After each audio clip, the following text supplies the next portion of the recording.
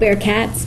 Today we're going to discuss exponential and logarithmic equations. In this session we're going to be using the one-to-one property and the inverse property to solve exponential and logarithmic equations. Let's look at 9 examples.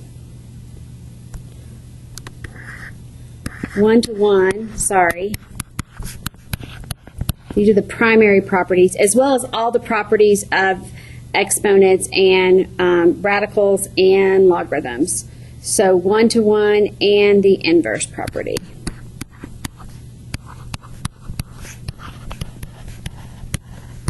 Okay, let's look at those examples.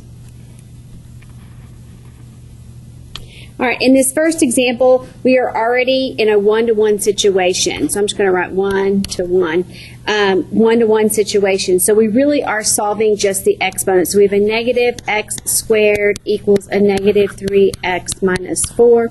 We're going to go ahead, that looks like a quadratic. We're going to set it equal to 0, and we're going to make our leading coefficient positive. So I'm going to move the negative x squared over. So I get a positive x squared, a minus 3x, and a minus 4 equal to 0. Of course, we could factor this one, and we would get x and x, and we would get a negative 4 and a positive 1 equals 0. And our answers here would be positive 4 and negative 1. Now, so I'm going to come over here and we're going to say x equals 4 and negative 1. Because this is an exponential equation, remember our domain can be positive or negative, so this is good to go, and this would be our solution. Oops. Let's take a look at the next example.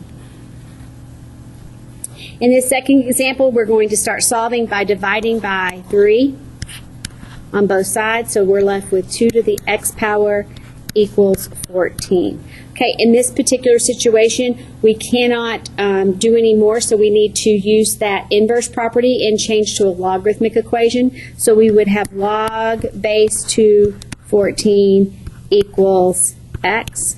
I would like to see you write this as a change of base, as a ratio of logarithms, so we could write it as ln 14 divided by ln 2, and that would be our x value. And you could just leave your answer just like that.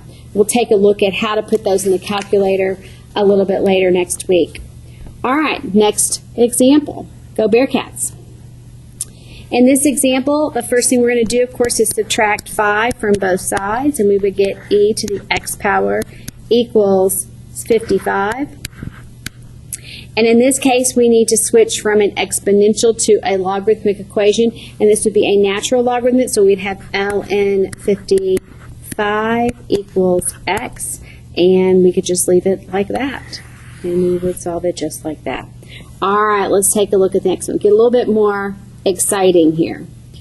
All right, in this equation, we've got several things going on. We must follow the order of operations, so the first thing we would do, of course, would be add 4 to both sides, and that would give us 2 times 3 raised to the 2t minus 5 power equals 15. And then we would need to divide by 2. So now that gives us 3 to the 2t minus 5 power equals 15 halves. All right, the next thing we're going to do is we're in an exponential equation, and we're going to change to a logarithmic equation. So we're going to use the inverse property, and we would get log base 3, 15 over 2, equals 2t minus 5. Now we're going to solve for t without using a calculator, so we're going to go over here, and we're going to add 5 to all of this first. So we're going to keep this in parentheses and say log base 3, 15 halves, and we're going to add 5 to that. That would equal 2t. And then we're going to divide everything by 2. So t will equal log base 3, 15 halves plus 5, all divided by 2. And you can leave your answer just like that. We'll talk about how to put it in the calculator a little bit later in the week, probably on Friday. All right, number 5. All right, this is a pretty simple one. Again, we're in natural logarithm. We want to switch back to exponential. So we would have e to the second power equals x, and we can just leave our answer like that. Of course, we can figure that out in the calculator again on Friday. Right now, we'll just leave it like that.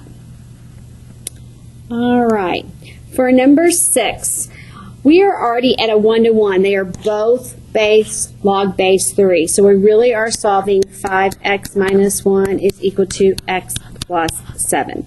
We would subtract the x, and then we would add the 1, and we would have 4x equals 8, and we would divide by 4, and x is equal to 2.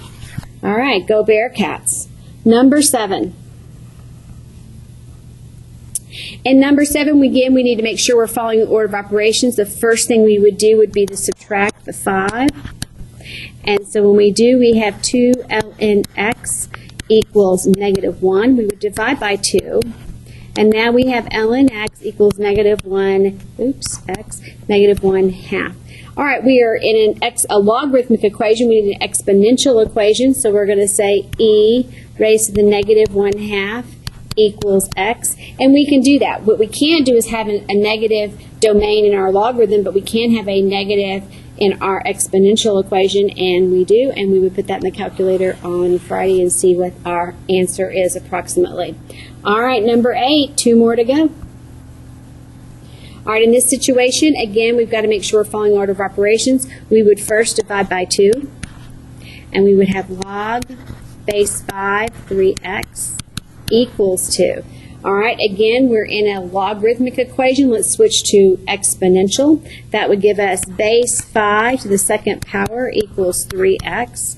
That would give us 25 equals 3x, and we would divide both sides by 3. And so our final answer is x equals 25 thirds. Yay, go Bearcats. Last one. You may need to pause throughout this video to make sure you understand these. And I will extend a little bit tomorrow on some compound interest and half-life problems. So don't let me forget to do that. Here we go, the last one. The first thing we're going to need to do is, since we have 2 logarithms on the left and a value on the right, we're going to actually have to condense this. So they need to be condensed down to 1 log. So they share log base 10. And since it's addition, we'd be multiplying 5x times x minus 1. All equals 2. The next thing that we're going to do is we're going to go ahead and distribute the 5x and the 1. So now we have log base 10, 5x squared minus 5x equals 2. And that's a base 10. I'm going to write that there. We are in a logarithmic equation with 1 log. We're going to change forms, and we're going to write this as 10 to the second power equals 5x squared minus 5x. Well, 10 to the second power is 100, and if we move that to the other side, we have 5x squared minus 5x minus 100 equals 0, and we have this really nice quadratic. I do notice a GCF here of 5, so make sure and factor that out. That'll help you solve, and you get x squared minus x minus 20, and then I believe we can factor this, and we will get x minus 5 and x plus 4, and our our answers for x then would be 5 and negative 4. Oh, Bearcats, wait just a second. We started with a logarithmic equation. We have to be careful when we get a negative domain. We have to check for extraneous solutions. So a 5 would give us 5 times 5, that's a positive. 5 minus 1 is a positive 4, so 5 checks out just fine. Negative 4 times 5 gives us a negative 20. That immediately negates that answer. That is an extraneous solution, so x equals 5 is our only solution for this one. All right, and this is extraneous. All right, go Bearcats. I will see you tomorrow.